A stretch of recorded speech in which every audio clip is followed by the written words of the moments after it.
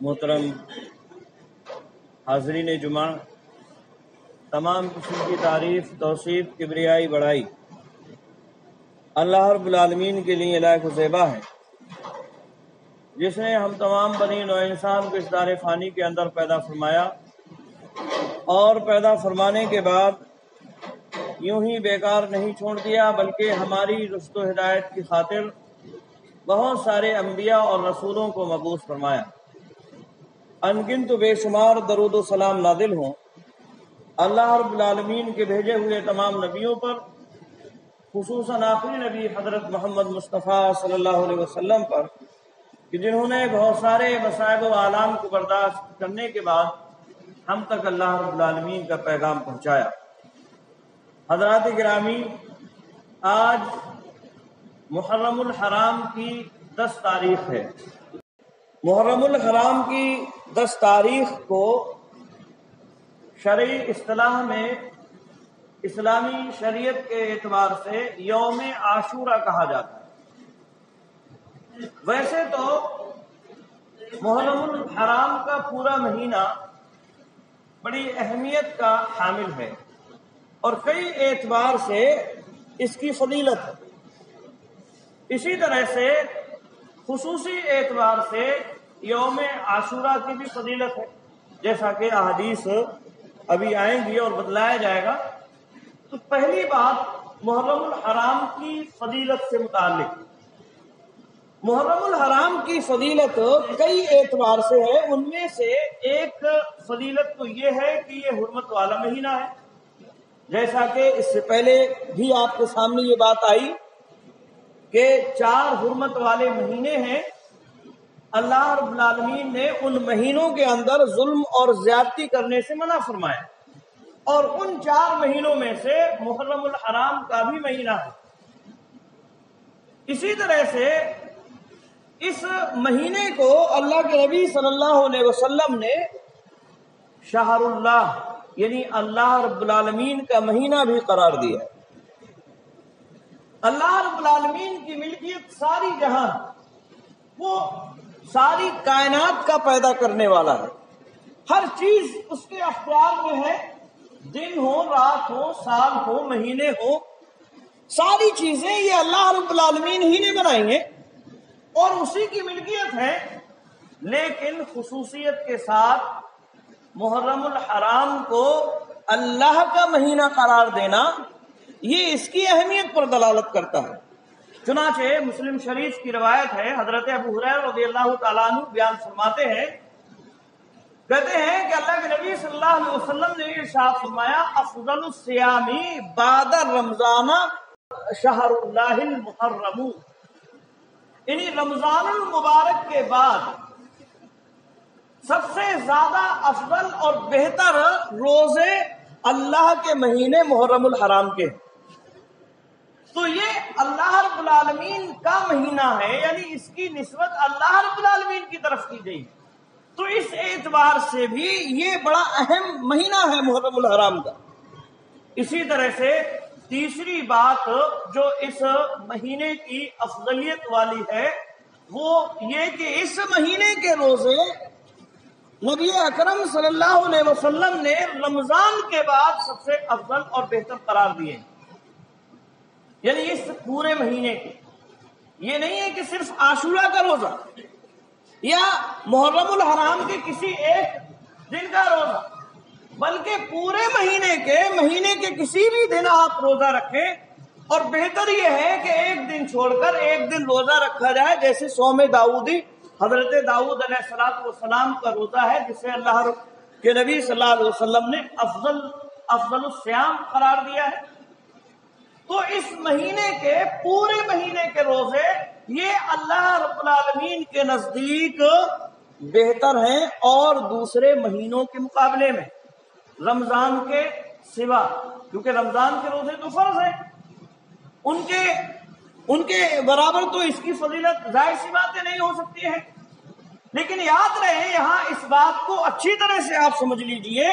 یہ پورے روزوں کی افضلیت کی بات کی جا رہی ہے، اور اس کا مطلب یہ ہے کہ اگر کسی اور مہینے کا کوئی خاص روزہ کسی وجہ سے افضل ہو جائے یا اس کا اجر و ثواب زیادہ ہو جائے تو اس کی افضلیت پر کوئی فرق نہیں پڑے گا. نہیں سمجھ میں آئی بات؟ یوم عرفہ کے تعلق سے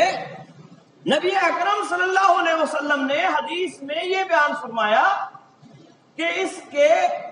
روزے کا اجر و ثواب یہ ہے کہ میں گمان کرتا ہوں اللہ رب العالمین اس روزے کے سبب 2 سال کے گناہوں کو بخش دیتا ہے. یعنی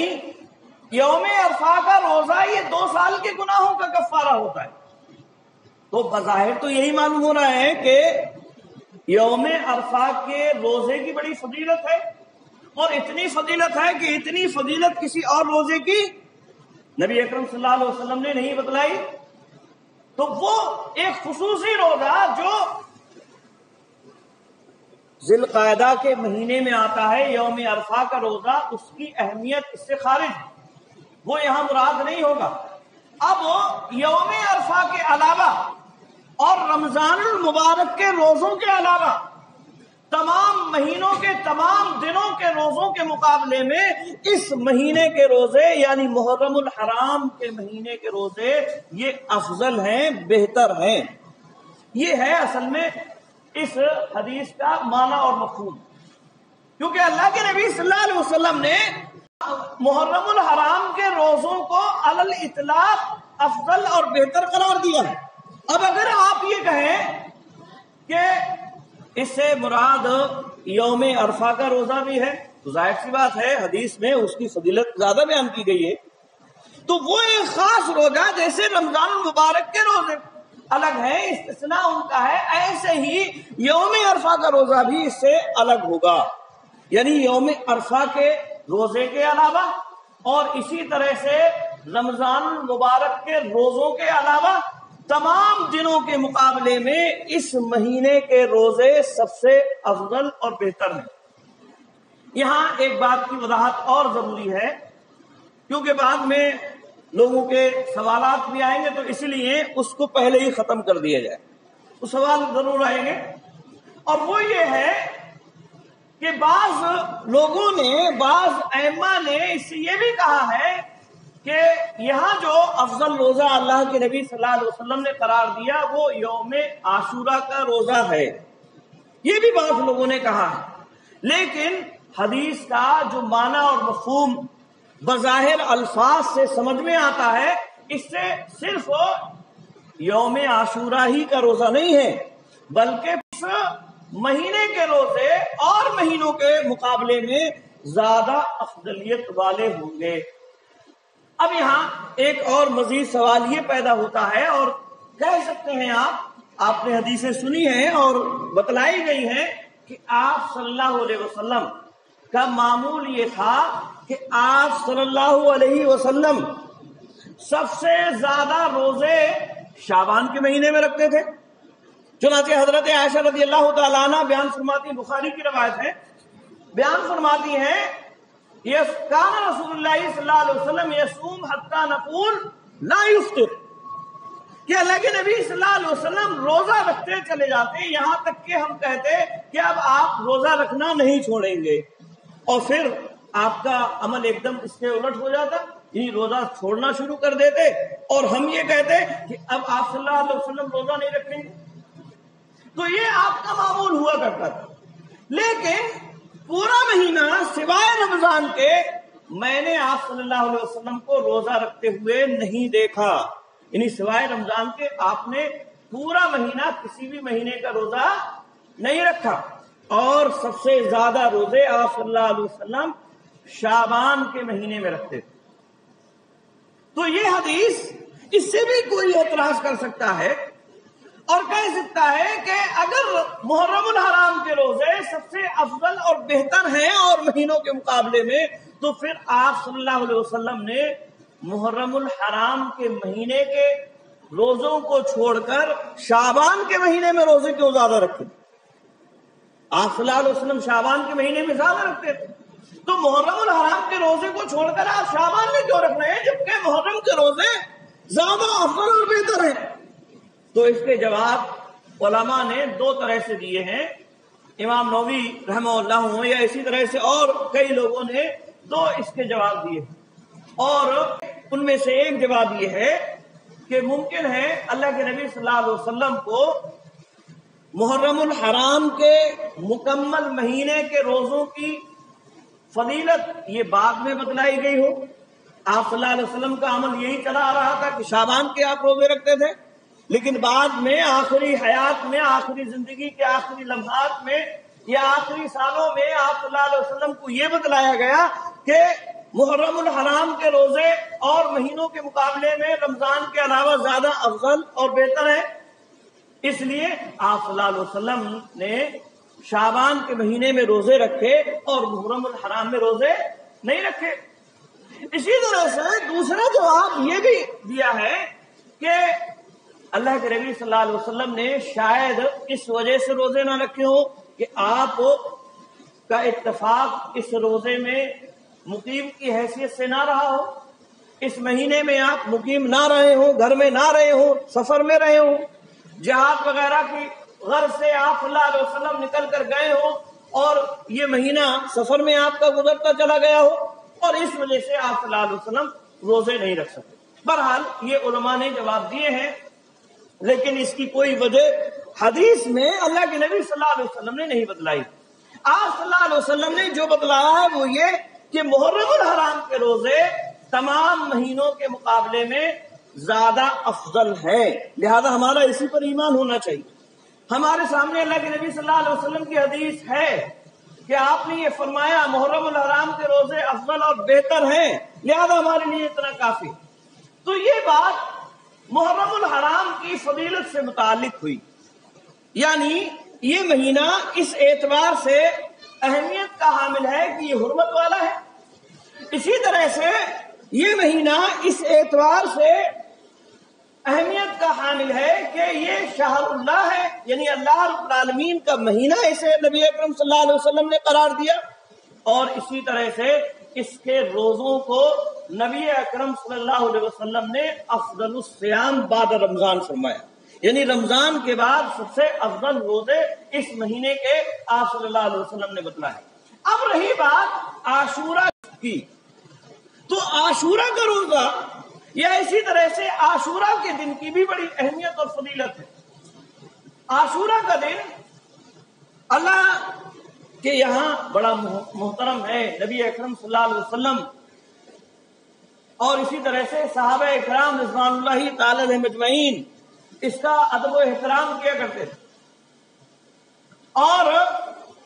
اس کا روزہ نبی اکرم صلی اللہ علیہ وسلم رکھا کرتے تھے۔ بخاری شریف میں حضرت عائشہ رضی اللہ تعالی عنہ بیان فرماتی ہیں ان قریشا تصوم یوم عاشورہ، کہ قریش کے لوگ عاشورہ کا دن کا روزہ رکھتے تھے، یعنی نبی اکرم صلی اللہ علیہ وسلم تو رکھتے ہی تھے،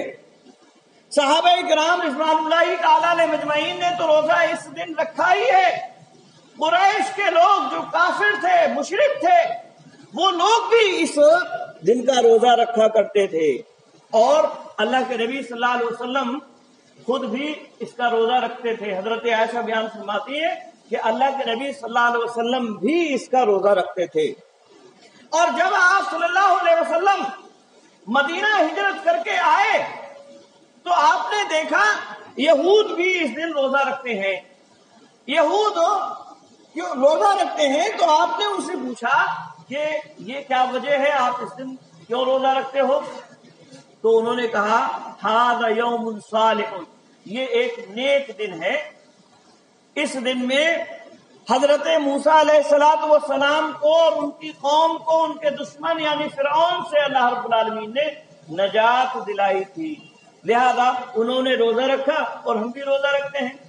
آپ صلی اللہ علیہ وسلم نے ان لوگوں سے فرمایا کہ میں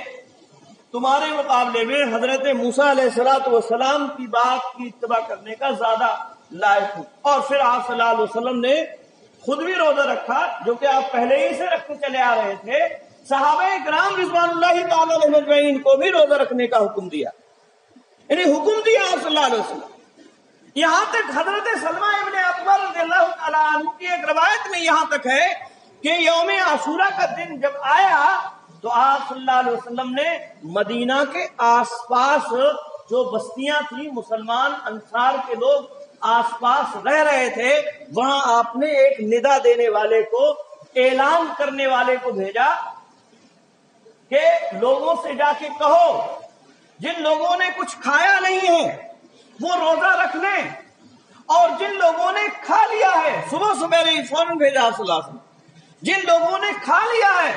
وہ اب نہ کھائیں اور ایسے ہی پورا دن گزار دیں۔ یہ اللہ کے نبی صلی اللہ علیہ وسلم نے ندا دینے والے کو کہہ کر بھیجا۔ یہ روزہ فرض تھا، اللہ کے نبی صلی اللہ علیہ وسلم رکھتے تھے، صحابہ کرام رضوان اللہ تعالیٰ نے مجمعین کو روزہ رکھنے کا حکم دیا۔ فلما فرض رمضان، لیکن جب رمضان فرض کر دیا گیا، رمضان مبارک کے روزے فرض ہو گئے، تو اللہ کے نبی صلی اللہ علیہ وسلم نے صحابہ کرام رضوان اللہ تعالیٰ نے مجمعین کو اختیار دے دیا اور کہہ دیا کہ جو چاہے روزہ رکھے اور جو چاہے نہ رکھے۔ تو یہ عاشورہ کے روزے کے تعلق سے بات اللہ کے نبی صلی اللہ علیہ وسلم نے بیان فرمائی۔ عاشورہ کا روزہ یہ فرض تھا رمضان المبارک کے روزوں سے پہلے، جب رمضان المبارک کے روزے فرض نہیں ہوئے تھے اس سے پہلے عاشورہ کا روزہ فرض تھا، اور جب رمضان المبارک کے روزے فرض کر دیے گئے تو اللہ کے نبی صلی اللہ علیہ وسلم نے اس دن کے روزے میں اختیار دیا کہ جو چاہے روزہ رکھے اور جو چاہے نہ رکھے، لیکن اس کی اہمیت اور جو فضیلت ہے وہ اپنی جگہ برقرار ہے، اور وہ کیا ہے؟ وہ اللہ کے نبی صلی اللہ علیہ وسلم نے بیان فرمائی۔ یہ جو زیادہ تر میں نے روایات آپ کے سامنے بیان کی ہیں، یہ بخاری کی، مسلم کی یا سیاستہ میں سے ایک آدھ ہوگی، یہ ساری احادیث صحیح احادیث ہیں۔ اللہ کے نبی صلی اللہ علیہ وسلم نے بیان فرمایا وَصَوْمُ یوم عاشورہ یکفر سنۃ الماضیہ، یوم عاشورہ یعنی 10 محرم الحرام کا روزہ پچھلے سال کے گناہوں کو مٹا دیتا ہے، یہ پچھلے سال کے گناہوں کا کفارہ ہے۔ اس کی اتنی اہمیت اور فضیلت اللہ کے نبی صلی اللہ علیہ وسلم نے بیان فرمائی۔ ایک روزہ رکھیں گے آپ اور پچھلے سال کے گناہ معاف، گناہوں کا کفارہ ہو گیا۔ یہ اتنی اہمیت اللہ کے نبی صلی اللہ علیہ وسلم نے بیان فرمائی یوم عاشورہ کے آج کے دن کے روزے کی۔ اور جب اللہ کے نبی صلی اللہ علیہ وسلم یہ ایک روزہ آپ صلی اللہ علیہ وسلم رکھتے چلے آئے، صحابہ کرام رضوان اللہ تعالیٰ علیہ مجمعین کو ایک روزہ رکھنے کا نبی اکرم صلی اللہ علیہ وسلم نے حکم دیا، لیکن یہودیوں کی خباثت کی وجہ سے، ان کی مسلمانوں سے نفرت کی وجہ سے اللہ کے نبی صلی اللہ علیہ وسلم کو بھی حکم دیا گیا اللہ رب العالمین کی جانب سے کہ وہ ان کے جو شعار ہیں، دینی معاملات ہیں، جن سے ان کی پہچان ہے، ان کاموں میں نبی اکرم صلی اللہ علیہ وسلم مخالفت کریں گے۔ لہذا آپ صلی اللہ علیہ وسلم نے یہودیوں کی مخالفت کرنے کا حکم اس روزے کے اندر بھی دیا، کیونکہ وہ بھی رکھتے تھے حضرت موسیٰ علیہ السلام کی نجات کی وجہ سے۔ تو آپ صلی اللہ علیہ وسلم نے مخالفت کا حکم کیسے دیا؟ راوی بیان فرماتے ہیں کہ اللہ کے نبی صلی اللہ علیہ وسلم نے بیان فرمایا لَإِن بَقِيتُ لَأَصُومَنَّ التَّاسِعَ، کہ اگر میں آئندہ سال زندہ رہا تو 9 تاریخ کا روزہ رکھوں گا، یعنی 10 کے ساتھ ساتھ 9 تاریخ کا بھی روزہ میں رکھوں گا۔ اور اس طرح سے مخالفت ہو گئی ان کی، کیونکہ وہ ایک روزہ رکھتے تھے اور نبی اکرم صلی اللہ علیہ وسلم نے 2 دن کے روزے کی تمنا کی کہ میں 9 تاریخ کا بھی روزہ رکھوں گا، اور اس طرح سے مخالفت ہوگی۔ لہذا ہمارے لیے اگر ہم عاشورہ کا روزہ رکھنا چاہتے ہیں تو ہمارے لیے یہ سنت ہے نبی اکرم صلی اللہ علیہ وسلم کی کہ ہم 9 تاریخ کا اور اسی طرح سے 10 تاریخ کا روزہ رکھیں، کیونکہ یہودیوں کی مخالفت کا بھی یہاں اللہ کے نبی صلی اللہ علیہ وسلم نے حکم دیا ہے۔ تو یہ عاشورہ کے روزے سے متعلق بات ہوئی۔ یاد رہے عاشورہ کے اندر جو فضیلتیں نبی اکرم صلی اللہ علیہ وسلم سے صحیح احادیث میں وارد ہیں وہ یہی ہیں، یعنی اس مہینے کے اندر روزہ رکھنے کو آپ صلی اللہ علیہ وسلم نے افضل الصیام بعد رمضان قرار دیا۔ یہ اسی طرح سے عاشورہ کے روزے کو نبی اکرم صلی اللہ علیہ وسلم نے یہ فرمایا کہ یہ 1 سال کے گناہوں کا کفارہ ہے، لیکن اس کے علاوہ اور جو فضیلتیں لوگوں نے بنا رکھی ہیں وہ نبی اکرم صلی اللہ علیہ وسلم سے ثابت نہیں۔ بعض لوگوں نے عاشورہ کے تعلق سے کچھ احادیث گڑھ رکھی ہے، ان میں سے ایک حدیث یہ ہے، اللہ کے نبی صلی اللہ علیہ وسلم کی طرف یہ منسوب کر کے بیان کیا گیا کہ آپ صلی اللہ علیہ وسلم نے بیان فرمایا کہ جس شخص نے عاشورہ کے دن سرما لگایا تو وہ کبھی اس کی آنکھ دکھے گی نہیں۔ یہ موضوع من گھڑت روایت، اللہ کے نبی صلی اللہ علیہ وسلم سے اس کا کوئی ثبوت نہیں ہے۔ اسی طرح سے ایک روایت یہ بھی بیان کی جاتی ہے کہ عاشورہ کے دن، عاشورہ کی رات جس نے قیام اللیل کیا، یعنی رات جو گزر گئی، اس رات میں جس نے قیام کیا، تہجد وغیرہ کی نماز پڑھی، اور اس میں ایک مخصوص نماز پڑھی جو جس کا نام صلاۃ الفیہ وغیرہ ہے، اسی ٹائپ کی، جس میں ایک مرتبہ سورہ فاتحہ پڑھنا ہے اور اسی طرح سے کئی مرتبہ قل هو اللہ احد پڑھنا ہے، تو یہ اس کی کیفیت بتلائی گئی۔ اس طرح سے جس نے نماز پڑھی تو اس کو اتنا اور اتنا ثواب ملے گا۔ تو اس طرح کی جو روایت، بلکہ عاشورہ کی رات میں قیام اللیل کے تعلق سے جتنی بھی روایات ہیں ان میں سے کوئی بھی روایت صحیح نہیں، یعنی نماز سے متعلق جتنی بھی روایات آئی ہیں اس رات کی فضیلت میں وہ کوئی بھی صحیح نہیں۔ یہاں تک کہ لوگوں نے اس دن کی افضلیت میں تاریخ اسلام کا کوئی بھی ایسا واقعہ چھوڑا نہیں ہے جو اس دن سے نہ جوڑ دیا ہو۔ اور وہ کیسے؟ یعنی آسمان اور زمین کی پیدائش اسی دن ہوئی، حضرت آدم علیہ السلام کی پیدائش اسی دن ہوئی، اسی دن جنت سے نکالے گئے، اسی دن یہ ہوا، اسی دن وہ ہوا، یعنی جتنی بھی واقعات ہیں، حضرت ابراہیم علیہ السلام کو آگ میں پھینکا گیا وہ اسی دن، حضرت نوح علیہ السلام کو جو کشتی جو لے کر رکی تھی جودی پہاڑ پر وہ بھی اسی دن، اسی طرح سے اور جو واقعات ہیں وہ سارے اس روایت میں بیان کیے جاتے ہیں کہ اتنی ساری فضیلتیں اس دن کی ہیں، لیکن یاد رکھیے یہ ساری باتیں موضوع من گھڑنت ہیں جن کا کوئی ثبوت اللہ کے نبی صلی اللہ علیہ وسلم سے نہیں۔ یہاں تک کہ حد تو یہ کر دی، گڑھنے والے نے، احادیث بنانے والے نے کہہ دیا کہ یہ کائنات کا سب سے پہلا دن، یہ کائنات کا یعنی سب سے پہلے اللہ رب العالمین نے اسی دن کو پیدا کیا۔ تو بیوقوف ہو، جھوٹ کے پیر نہیں ہوتے، جھوٹ کے پیر نہیں ہوتے، یہ کہاوت آپ لوگوں نے سنی ہوگی اور ہر آدمی جانتا ہے۔ بناتے ہوئے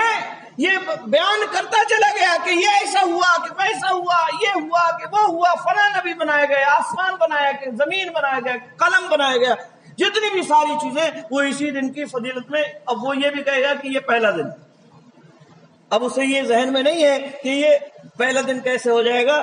اس دن کے آنے کے لیے 9 دن کا گزرنا ضروری ہے، 9 دن پہلے گزریں گے تب نہ آئے گا عاشورہ کا دن۔ عاشورہ مطلب 10واں دن محرم الحرام کا، تو 9 دن پہلے گزریں گے تب یہ دن آئے گا۔ تو اس جھوٹے آدمی نے جس نے یہ حدیث گڑھی تھی اس نے یہ بھی بیان کر دیا اور لوگوں کو پہچاننے کے لیے آسانی کر دی محدثین کے لیے کہ یہ ایک دم جھوٹ اور من گھڑت بات ہے۔ زیادہ سے زیادہ صحیح روایات میں یہ بات ثابت ہے کہ اللہ کے نبی صلی اللہ علیہ وسلم نے اس دن روزہ رکھا، اور اس کی وجہ اللہ کے نبی صلی اللہ علیہ وسلم کے سامنے یہ آئی کہ اس دن حضرت موسیٰ علیہ السلام کو اور بنی اسرائیل کو اللہ رب العالمین نے فرعون سے نجات دلائی تھی۔ تو یہ آپ صلی اللہ علیہ وسلم اس پر خاموش رہے اور کوئی تردید ان کی نہیں کی۔ اس سے یہ بات معلوم ہو رہی ہے کہ ہاں عاشورہ کے دن فرعون سے ضرور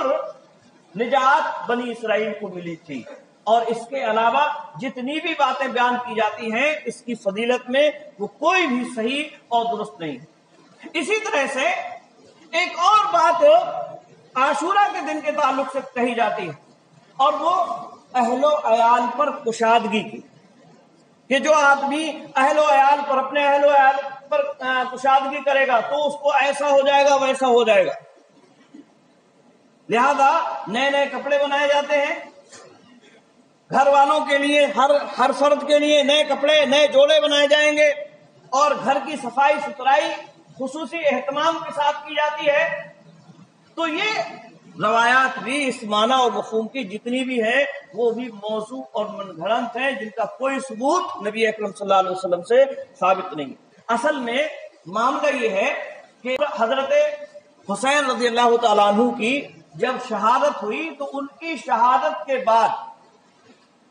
گمراہ لوگوں کی یا گمراہ فرقوں کی دو کیٹیگری ہوتی. اہل سنت والجماعت سے جو ہٹے تو وہ دو طرح کے لوگ ہوئے، دو فرقے وجود میں آئے، ایک رافضی اور ایک ناصبی. رافضی کا مطلب یہ ہے جو حضرت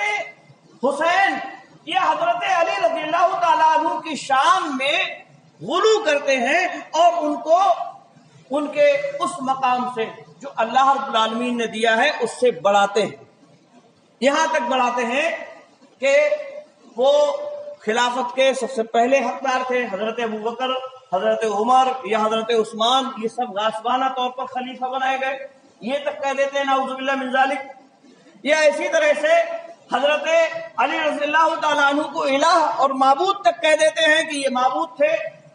یا یہ کہ پیغمبر تھے، حقیقت میں یہی پیغمبر ہونا چاہیے تھا، جیسے شیعہ حضرات ہیں. اور بہت سارے اہل سنت میں بھی اس ذہنیت کے، جو پاکستان کا ایک علی مرزا نام کا شخص ہے اس کے فندے میں ہے، وہ لوگ بھی اس طرح کی باتیں کرتے ہیں. وہ رافضی ہیں یا نیم رافضی ہیں. اور اسی طرح سے ایک دوسرا گروہ پیدا ہوا، وہ حضرت حسین یا حضرت علی رضی اللہ تعالیٰ عنہ کی شان میں تنقیص کرنے والا، ان کی شان کو گھٹانے والا، اور ان کے مقابلے میں حضرت معاویہ رضی اللہ تعالیٰ عنہ یا اسی طرح سے حضرت عثمان وغیرہ کی شان میں جو ہے بڑھانے والا، اور ان کے مقابلے میں ان کو بہت زیادہ کمتر دکھانے والا. تو ناصبیوں نے احادیث اس معنی اور مفہوم کی گھڑی کہ انہیں یہ دکھانا تھا کہ یہ ایسا دن ہے جس میں اہل و عیال پر کشادگی کرنا ہے، اس دن میں خوشی منانا ہے، اس دن میں ایسا کرنا ہے، نئے نئے کپڑے پہننا ہے، یا یہ کرنا ہے وہ کرنا ہے. تو یہ ناصبیوں کی طرف سے حدیث آئی. اور رافضیوں نے حضرت حسین رضی اللہ تعالیٰ عنہ کی شہادت کو لے کر بہت ساری موضوع من گھڑنت روایات بیان کرنا شروع کر دی. اور ایک ایسا جو ہم دیکھ رہے ہیں آج ماحول کس طرح سے حضرت حسین رضی اللہ تعالیٰ عنہ کی شہادت کو لے کر آج کے دن ہوتا ہے، اس میں حضرت معاویہ رضی اللہ تعالیٰ عنہ، یا اسی طرح سے حضرت مغیرہ بن شعبہ، یا اسی طرح سے حضرت عمرو بن عاص رضی اللہ تعالیٰ عنہ، یا اور ان کے علاوہ دیگر صحابہ کرام پر تبرہ کیا جاتا ہے، انہیں برا بھلا کہا جاتا ہے، اور اپنے اوپر اپنے تھپیڑے لگائے جاتے ہیں. اسی طرح سے چاقو سے اپنے آپ کو گودا جاتا ہے. یہ ظلم اپنے آپ پر کرتے ہیں، خود اپنے ہی کو مارتے ہیں. اس سے زیادہ ذلت اور رسوائی والی بات کیا ہوگی کہ آدمی خود اپنے آپ ہی کو مارنا شروع کر دے. تو یہ کام یہ رافضی کرتے ہیں، جبکہ نبی اکرم صلی اللہ علیہ وسلم نے فرمایا من ضرب الخدود وشق الجیوب ودعا بدعوى الجاہلیہ فلیس منا. جس نے اپنے گالوں پر تھپیڑے لگائے غم کی وجہ سے، یا اپنے گریبان کو چاک کیا، یا اسی طرح سے جہالت کی پکاری، جاہلیت کی پکاری، فلیس منا، اس کا ہم سے کوئی تعلق نہیں. شریعت نے غم منانے کے لیے زیادہ سے زیادہ 3 دن رکھے ہیں. 3 دن سے زائد غم منانا یہ جائز نہیں ہے کسی آدمی کے لیے کہ وہ اپنے عزیز و اقارب میں سے کسی کا بھی غم منائے. عورتوں کے لیے یہ اجازت ہے کہ وہ اپنے شوہر کے انتقال پر 4 مہینہ 10 دن غم منائیں گے. یہ عورتوں سے بھی گئے گزرے ہو کہ سالہ سال سے غم مناتے چلے آ رہے ہیں. حضرت حسین رضی اللہ تعالیٰ عنہ کی شہادتیں حضرت عثمان رضی اللہ تعالیٰ عنہ کی، حضرت عمر رضی اللہ تعالیٰ عنہ کی، حضرت حمزہ اور شہدائے بدر کی بھی تھی. اللہ کے نبی صلی اللہ علیہ وسلم نے ان شہادتوں کی وجہ سے سالانہ برسی نہیں منائی تھی. صحابہ کرام رضوان اللہ تعالی علیہ مجمعین نے سالانہ برسی نہیں منائی تھی، سالانہ غم کا تیوہار وہ نہیں منایا کرتے تھے۔ لہذا یہ جو خرافات آج عاشورہ کے دن کی جاتی ہیں، اس کا اسلام سے کوئی بھی تعلق نہیں ہے۔ یہ دن بڑی اہمیت کا حامل ہے میرے بھائیوں، لہذا ہمیں وہی کام کرنا چاہیے جو نبی اکرم صلی اللہ علیہ وسلم نے ہمیں سکھایا ہے، جو صحابہ کرام رضوان اللہ تعالیٰ علیہ مجمعین نے کیا ہے، جو خود حضرت حسین رضی اللہ تعالیٰ عنہ نے کیا ہے۔ اور وہ کیا ہے؟ وہ اس دن کا روزہ رکھنا ہے۔ روزہ نبی اکرم صلی اللہ علیہ وسلم نے رکھا ہے، لہذا ہم روزہ رکھیں۔ اللہ رب العالمین ہمیں اس بات کی توفیق عطا فرمائے، اور جو خرافات اس زمانے کے اندر اس دن کے اندر پائی جا رہی ہیں، وہ اللہ رب العالمین ان سے ہمیں محفوظ رکھے، جب تک ہمیں اس دنیا کے اندر رکھے، ایمان پر قائم و دائم رکھ، جو ہمارا خاتمہ ہو ایمان پر ہو۔ وآخر دعوانا ان الحمد للہ رب العالمین۔